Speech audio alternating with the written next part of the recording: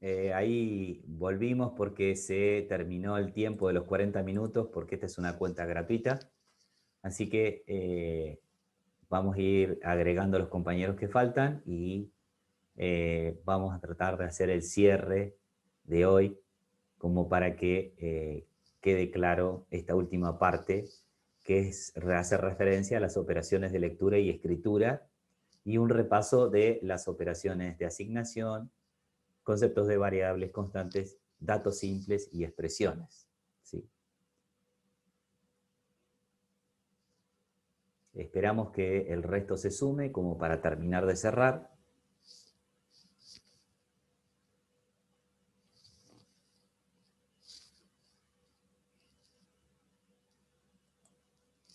Puede que alguno piense que terminamos la clase, pero todavía no. Falta un pequeño cierre y ya terminamos. ¿Todos están viendo la pantalla compartida que estábamos viendo anteriormente? Sí. Bien. Sí. Perfecto. Bueno, ahí se siguen sumando.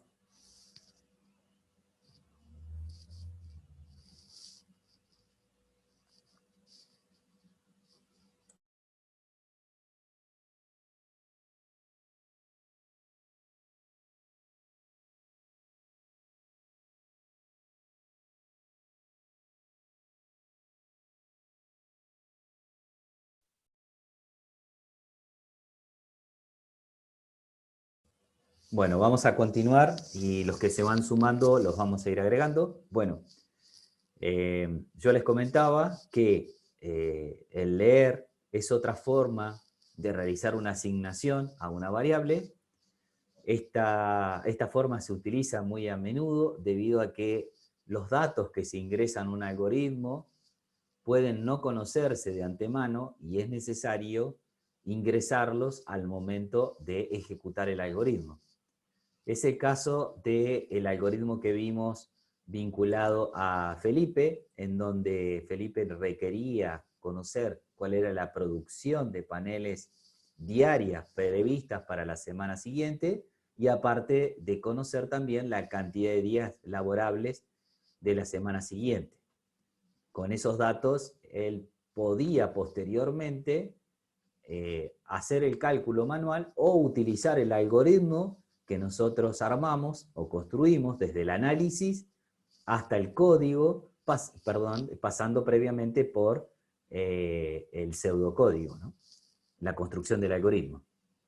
Entonces, claramente ahí se puede ver que tenemos que resolver un problema, los datos no los sabemos de antemano, por lo menos los datos variables, y es necesario que al momento de ejecutar el algoritmo, el usuario pueda ingresarlos.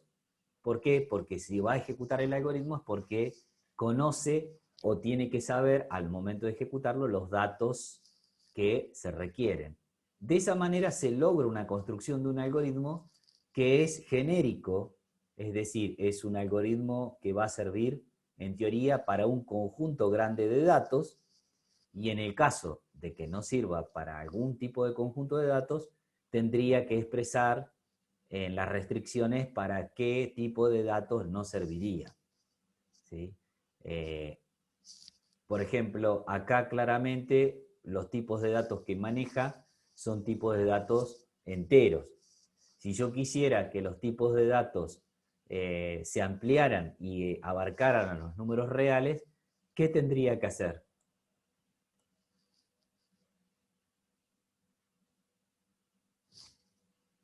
Cambiar la definición de las variables que estoy usando. Muy bien. ¿Por qué variables las cambiaría?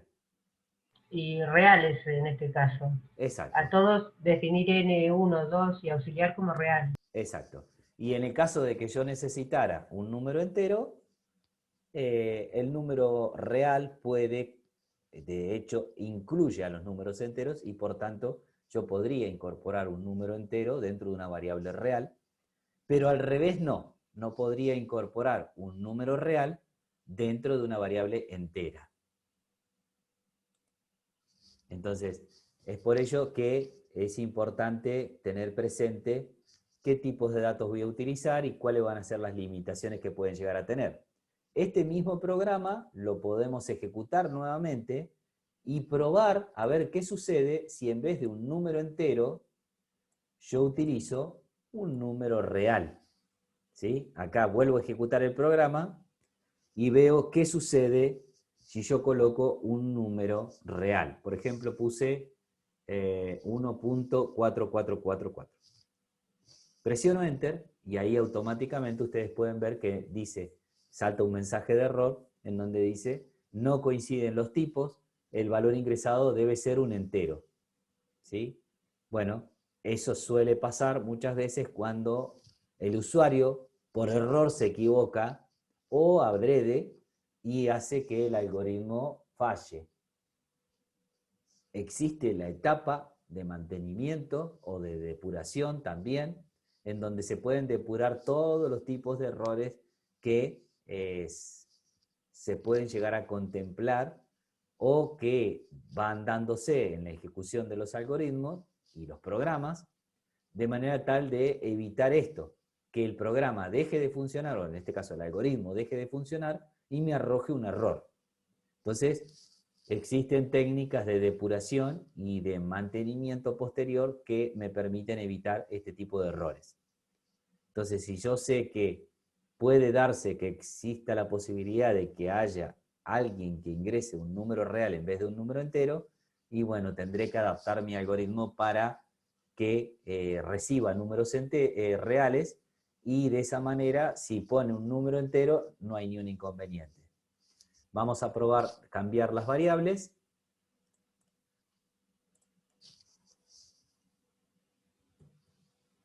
Voy a utilizar un real. Vamos a ponerle en mayúscula. Igual es lo mismo. En vez de ponerle número entero como tipo de dato, voy a poner un real. Y acá no le voy a poner un número entero, sino le voy a decir que ingrese el primer número y después que ingrese el segundo número. Entonces, cierro la ventanita de error y vuelvo a ejecutar el programa. Y si ahora yo agrego un número de tipo real, no da error. Si agrego uno entero, no da error. Y hizo el intercambio de las variables. ¿Sí? Esto también es parte del proceso de resolución de un problema a través de una computadora. Surgió un error, hicimos una depuración y hicimos el arreglo del error. ¿Sí? Generamos el mantenimiento del algoritmo. Es algo importante, un ejemplo que pueden rescatar ustedes al momento de determinar qué es la depuración de un programa y qué es el mantenimiento. ¿Sí? La depuración básicamente es tratar de sacar o detectar todos los errores que se pueden observar en la ejecución de un programa. Esos errores pueden ser por una falta de requerimiento, esos errores pueden ser errores de lógica en la construcción del algoritmo, y posteriormente en la modificación del algoritmo estamos teniendo la etapa de mantenimiento del algoritmo. Hacemos que el algoritmo siga siendo útil y que funcione y que no genere un error ante una situación no prevista.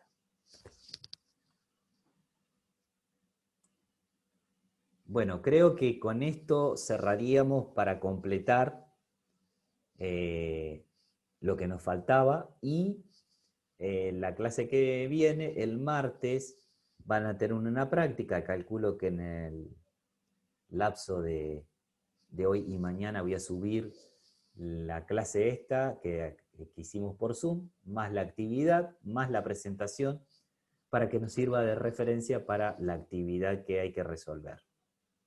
Si tienen alguna duda, me consultan. En las prácticas vamos a seguir trabajando con algoritmos y vamos a tratar de hacer práctica para introducir el lenguaje de programación Pascal.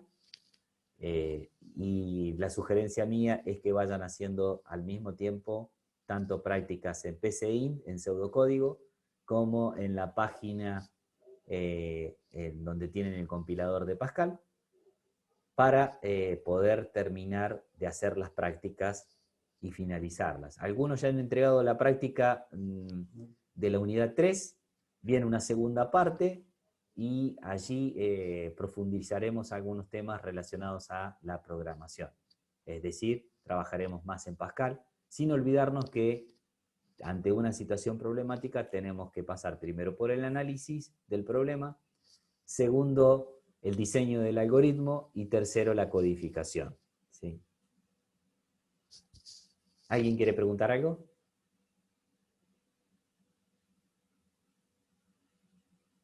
Algo de la práctica, tenemos posibilidades de unos minutitos como para ver o intentar resolver algo de la práctica que haya quedado con duda. En la práctica no se pedía la codificación, pero no era obligatoria la codificación. Ya ahora, a partir de la segunda parte de la unidad 3, sí vamos a empezar a trabajar con programas. Lo ideal era que ustedes puedan construir las soluciones en forma de algoritmo. Así que bueno, por eso no es obligatorio que esté la construcción del programa en Pascal para algunos de los puntos de la práctica o la actividad 3. ¿Alguna duda? ¿Alguien quiere preguntar algo? A ver, no estoy viendo el chat, así que lo voy a colocar ahí. No, profe. Bien, Alejo. Sofía, bueno, muy bien. María sería Sofía, ¿no? Sofía Merino, sí. Mirta, bien. Perfecto. Bueno, si es así, nos vamos desconectando. Bueno, Penélope, me alegra que haya quedado todo claro. Subo, en la medida que pueda terminar de descargar, subo las clases y agrego la actividad y la presentación.